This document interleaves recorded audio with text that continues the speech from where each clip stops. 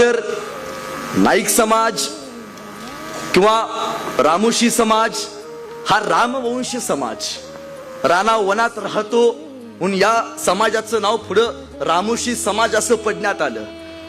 एकदा महाराजांनी विचारलं, नाईक, हो नाईक, अहो उद्या तुम्ही गुप्तहेर, उद्या मेलात ना तरी इतिहासात तुमचं नाव कुठं लिहिलं जाणार नाही, कारण एवढी गुप्त बातमी ठेवायचं काम गुप्तहेर खात्याला होतं.